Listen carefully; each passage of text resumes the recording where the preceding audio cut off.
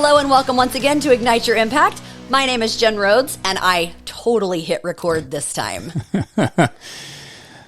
Yeah, we just recorded half Nailed the podcast, and it wasn't recording. So, but we realized halfway through, so we'll go a second time. And he's still smiling, which means he's not super frustrated, so that's good. No, well, the other thing is the topic this week. We want to lighten things up a little bit, and I was thinking about what we should talk about, and I had this. This is very tongue in cheek. Yeah, very tongue in cheek. I had this realization that successful people all slowly become the same person. Yeah, once you notice it, you can't unsee it. Yeah.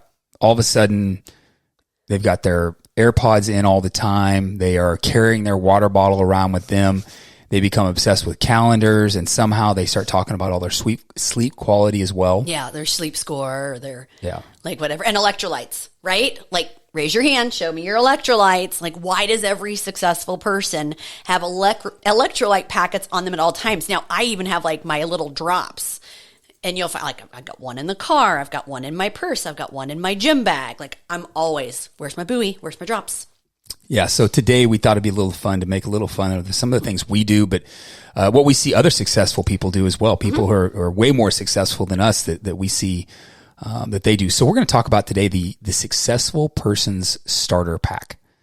This is what they start with. All available on Amazon.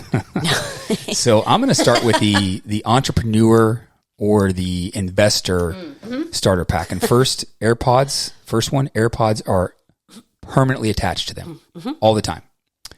The second one is you stop saying building, like a building, when you see a building, and they start saying asset. I mean, He's like, look at that asset. Your language completely changes. I mean, it does. If you're in real estate and you think back about it, after you started doing it for a while, everything became an asset instead of a building or something on the corner. Yeah. Third, you can't go anywhere without analyzing the real estate. Yeah. Or going out of your way to look at it, like last weekend. Yeah. Yeah. We were in Lawrence last weekend for our daughter's graduation, and I just happened to be underwriting just so happened. Oh my God. What a coincidence. An apartment complex in Lawrence. So we took a detour after the graduation and went and drove by it. We did the most important thing first, but yeah, Callie and I are like, wrap it up. We're hungry. Let him get out of the car and walk the entire property. I'm like, don't creep anybody out.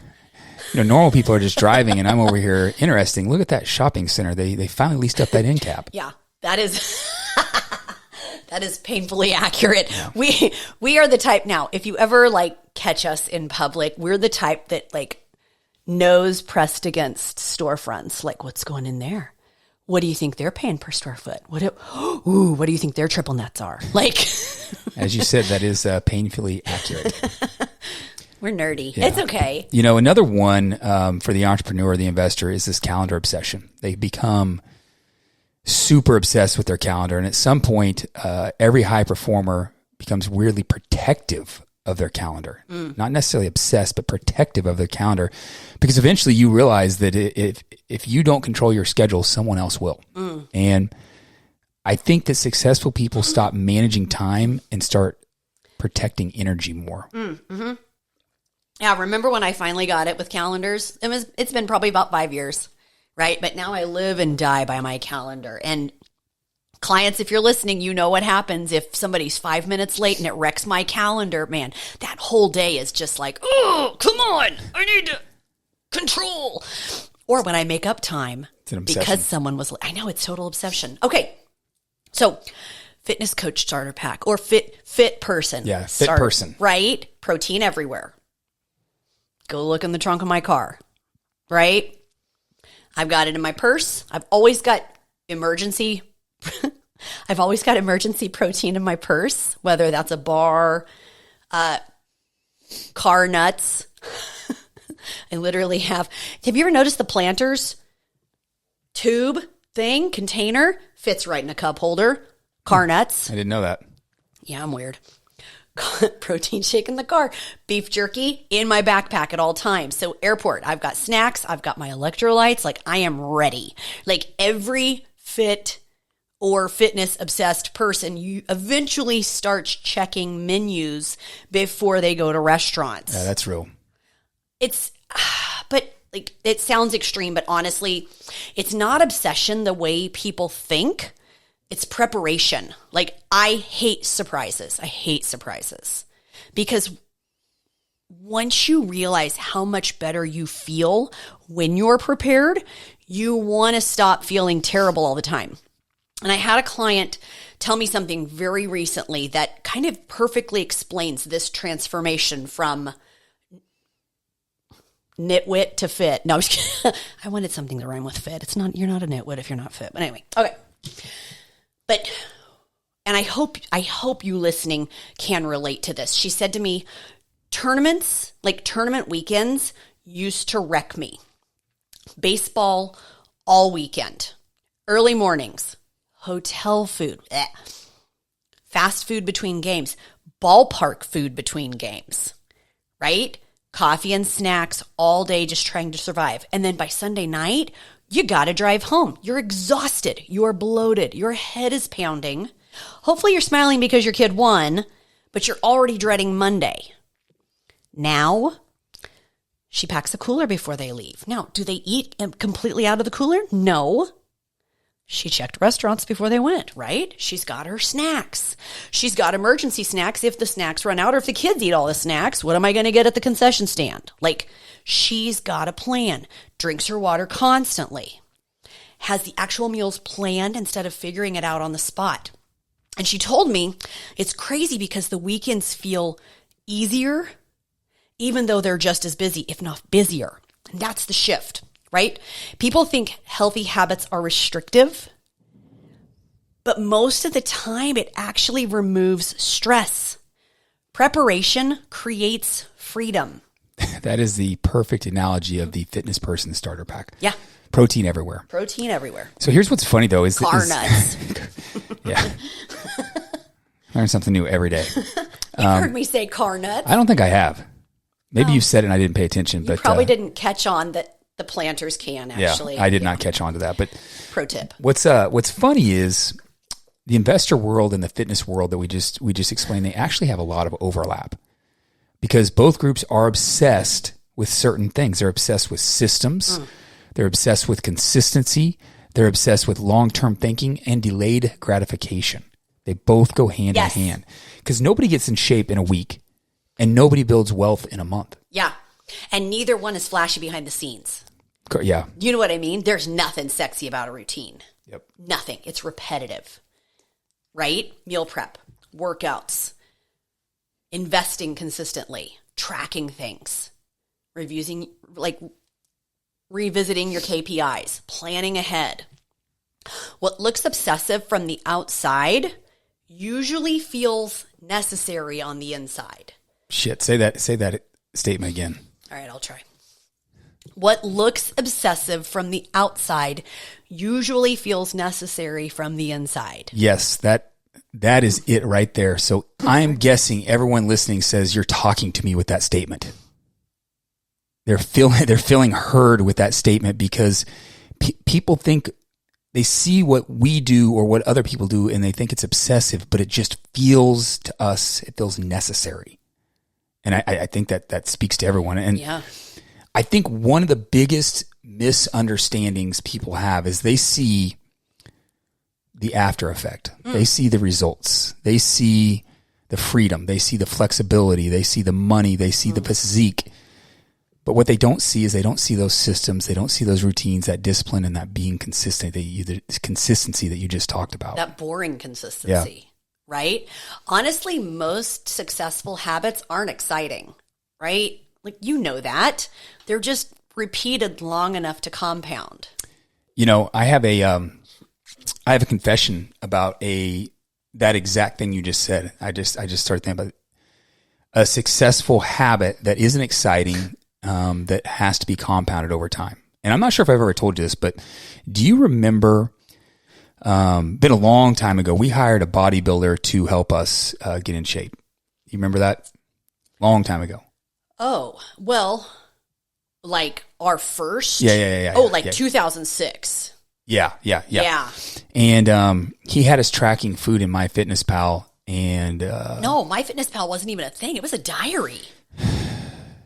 the one I'm thinking about though had us in MyFitnessPal. Maybe it's a little bit later. Got it. It was probably later. But we could only eat chicken and broccoli, and it sucked.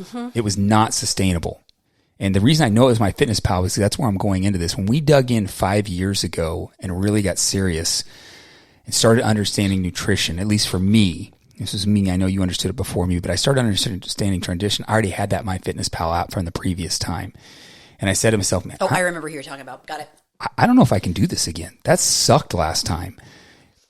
I don't want to track all my food. And what I realized once we started going, because then I understood macros and things like that, that you could plan your meals around other things, but hitting your macros so you weren't always eating chicken and broccoli. And eventually, like you just said, that boring habit that over compounded time, it's just natural for me now. I just track everything. And 5 years ago, I was like, I don't know if I can do this for a week. And now it's like going pee. I just do it. I mean, it's part of my life.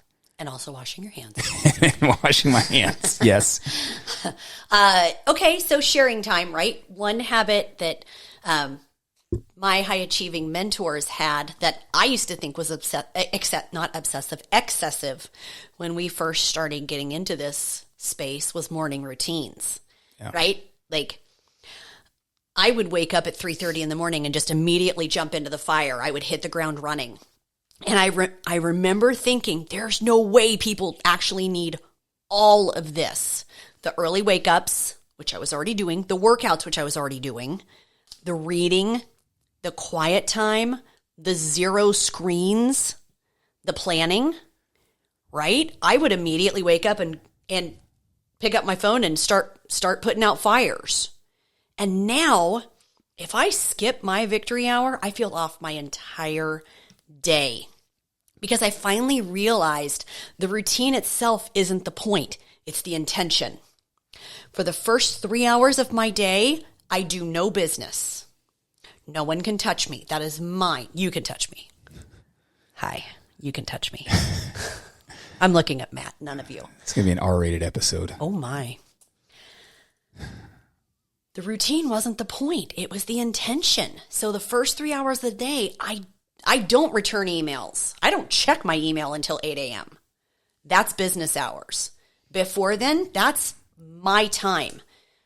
High performers don't start their mornings reacting to everyone else's priorities.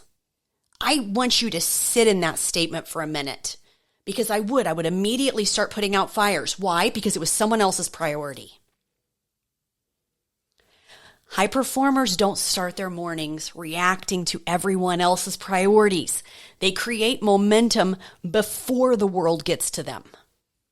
That quiet hour or hours before the emails, calls, kids, meetings, chaos, that's where clarity happens.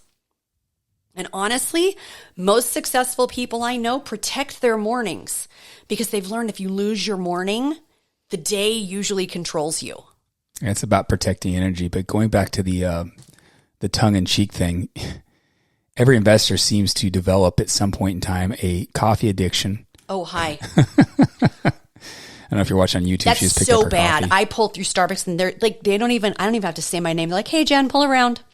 Yeah. Thanks. I think they eventually develop that. On the investor side, though, they have opinions on the market cycle, and they're weirdly, and I get this way, but they are weirdly excited about population growth. Yes. Capital, right? Yeah. Every fitness person usually becomes emotionally attached to a step count. I remember you walking around our house with the dog pacing with you. I'm like, why don't we just march in place? He's like, but then the dog wouldn't get his steps. We're weirdly excited about sleep scores. We love sharing when we find a new electrolyte drink that we love, right? Yeah. But honestly, there I know we've been a little tongue in cheek, but there is a lesson underneath all of this that we're talking about. And success usually isn't one giant moment. It's just not. It's small behaviors repeated consistently for years. I said years, not days, not weeks, not 12-week challenges, years. And eventually those behaviors become your identity. Yeah.